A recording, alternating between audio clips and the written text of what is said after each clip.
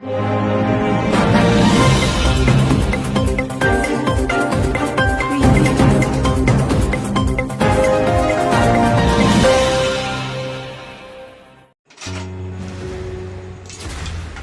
संवाददाता अनुपमा दुबे, जिला गोरखपुर, उत्तर प्रदेश के बड़हलगंज से खबर आ रही है। बता दें, आज जहां एक भव्य सामूहिक विवाह कार्यक्रम का आयोजन हुआ है, जहां नव दंपतियों को आशीर्वाद दिया गया और उनके सुखम जीवन की शुभकामनाएं दी गई हैं। देखते हैं अनुपमा जी की एक खास रिपोर्ट। मानव शिक्षा सेवा संस्थान के प्रबंधक आलोक गुप्ता के द्वारा सामूहिक विवाह का आयोजन किया गया। सामूहिक विवाह कार्यक्रम में 44 वर वधू का विवाह होना निश्चित था, लेकिन किसी कारणवश 37 जोड़ों का विवाह संपन्न हुआ। अनुपमा जी की खास रिपोर्ट। इकट्ठा होते हैं और उनकी आशा होती है कि एक ऐसा संगठन उनके लिए काम जो कर रहा है, उनके द्वारा मेरे घर की व्यवस्था कुछ बेहतर हो सके। तो इसलिए हमने इस कार्यक्रम का नाम रख दिया गरीब महोत्सव। ये गरीब महोत्सव के नाम से होता है। अभी तक कुल कितनी लड़कियों के शादी हो रही? देखिए, पहले की अगर हम बात करें तो हजारों की संख्या में शादी हुई है। ये छठा जो उत्सव गरीब उत्सव 7वां है। 2024 में हमने फरवरी में कराया था, तो उसको लेकर के 7वां है और 21 को 7 कर दीजिए, उसमें से 5-7 कम कर दीजिए। सर, मुस्लिम बच्चियों की शादी भी क्या कराएंगे? बिल्कुल कराऊंगा। अभी जो मार्च में जो शादी है खड़ेसरी में हमने कराया था, उसमें मुस्लिम परिवार भी था। उनका निकाह कराया गया, पढ़वाया गया और उसके बाद उनकी शादी हुई। तो अब चूंकि क्रम में आप जो हमसे नहीं जुड़ा होता है उसकी भी होती है। अभी आज के डेट में कम से कम 2 जोड़े ऐसे थे जो मुझसे नहीं जुड़ा हुआ। तो इसमें सबका स्वागत है। जो परिवार उस लायक है हम उनकी मदद करेंगे। सर, ये गोरखपुर से ही रहते हैं क्या? अन्य जिलों से भी लोग आते हैं? नहीं, आज आप देख लीजिए, आज संत कबीर नगर की जोड़ी थी, मऊ जिले की जोड़ी थी, आजमगढ़ के लोग भी थे, देवरिया के भी लोग थे, अपने गोरखपुर के भी लोग थे। तो जहाँ के भी लोग अगर जिनकी मतलब ये है कि हम यहाँ से अपने बेटी या बहन का शादी कराएं, तो यहाँ से करा सकते हैं। ये आपकी संस्था कहाँ काम करती है सक्रिय रूप से? सक्रिय रूप से तो हम देवरिया, आजमगढ़, गोरखपुर, मऊ, विशेष रूप से संत कबीर नगर भी है। तो ये 5-7 जिलों में हम थोड़ा सा बेहतर तरीके से काम कर पा रहे हैं। हमारा लक्ष्य पूरे उत्तर प्रदेश में काम करना है। पूरे उत्तर प्रदेश में इस मानव शिक्षा सेवा संस्थान के संगठन को हम लेके जाएंगे। और अगली लड़ाई इस सामूहिक शादी की बात नहीं है, हम तो रोजगार में भी प्रयास कर रहे हैं। अभी हमने अपने संबोधन में मैंने कहा कि केवल शादी ही सीमित व्यवस्था नहीं है। शादी के बाद अगर ये जुड़ा चाहे तो इनको हम ऐसी व्यवस्था देंगे जो अपने गांव में अपने घर पर रह के कम से कम 8-10 हज़ार रुपये महीना वो कमा सकते हैं। क्या गोरखपुर के अतिरिक्त कहीं अन्य जिलों में इस तरीके का कार्यक्रम होगा, जैसे संत कबीर नगर?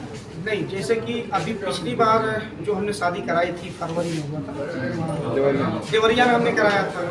तो इस तरीके से जहाँ भी हमारी व्यवस्था बन पड़ती है वहाँ होता है। और इस बार मैं थोड़ा अलग जगह ही सोचा था, लेकिन मौसम को देखते हुए मैंने सोचा कि कहीं और अदर जगह करेंगे तो टेंट हाउस का सहारा लेना पड़ेगा। और टेंट हाउस की मैं बात करूँ तो गजपुर में जो कार्यक्रम हुआ था, पूरा सारी सजावट, सारा टेंट, सारी कुर्सियाँ, सारे मेज वहाँ लग चुके थे, पूरी तैयारी थी। लेकिन रात में ऐसी आंधी आई कि पूरा टेंट और पूरा मंच जो है बुखार नदी किनारे कर दिया। तो अब चूंकि ये मौसम का जो ये खेला चल रहा है इस समय, इसको देखते हुए मैंने कहा कि नहीं, खड़ेसरी में ही हम अपने इस व्यवस्था में ही हम शादी का आयोजन करेंगे। मौसम जब साफ होगा तो हम अदर जगह पे हम प्रयास करेंगे। इसका संदेश, ये अलग अलग जगहों पे शादी कराने का संदेश यही है कि लोग हमसे जुड़ें, मेरी सोच को समझें, मेरी भावनाओं को समझें और समझने के साथ साथ वो हमसे जुड़े ताकि लोगों की मदद इसी तरीके से। कुछ लोग इस तक भिजवाऊंगा, आप तक भी भिजवा दूँगा। सर, कहाँ गलतियाँ हो गई जहाँ पे 6-7 जोड़े जो नहीं आ पाए हैं, कहाँ चूक हो गई सर? मैं क्या बताऊं, मैं तो भीड़ में था। मुझको जो भी सूचना मेरे पास थी वो था कि 44 जोड़े लगभग रेडी हैं। अब उसमें से 2-3 लोगों का मोबाइल स्विच ऑफ जा रहा था जब कार्यक्रम चालू हुआ। तो फिर भी चलिए, नहीं 44 हुआ, 37 हुआ। हम आगे से ये कोशिश करेंगे कि जिनका भी रजिस्ट्रेशन हो उनको हम बल्कि एक दिन पहले सारी व्यवस्था को हम देख लें अपने नज़रिए से कि हाँ क्या व्यवस्था है और क्या नहीं है। फिलहाल 37 जो जोड़े की शादी हुई है, इसके लिए मैं सभी 37 वर और वधू को बहुत बहुत धन्यवाद, बधाई देना चाहता हूँ, आशीर्वाद देना चाहता हूँ पूरे मानव शिक्षा सेवा संस्थान कमेटी की तरफ से। वो सुखमय जीवन बिताएं और अपने परिवार को आगे। सर, राष्ट्रपति महोदया इस समय गोरखपुर में हैं और कितना चैलेंजिंग रहा पहले से अपेक्षा? देखिए, चैलेंजिंग कुछ नहीं रहा है।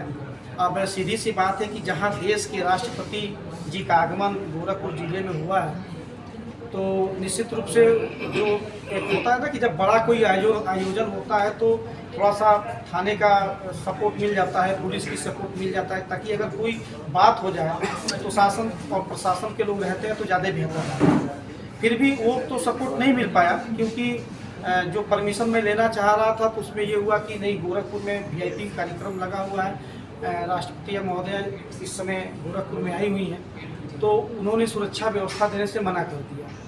लेकिन कोई बात नहीं, सुरक्षा व्यवस्था नहीं भी मिला लेकिन उनका आशीर्वाद मिला, लोगों का भी आशीर्वाद मिला। बहुत सारी हजारों की संख्या में माताएं बहनें आई थी, लोगों ने अपना सपोर्ट दिया, आशीर्वाद दिया और पूरी शांति व्यवस्था के साथ इस कार्यक्रम को उन्होंने आयोजन को सफल बनाया।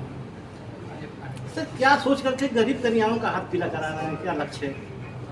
एक ही बेटी थी मेरी, भगवान ने दूसरा बेटी दिया ही नहीं मुझे।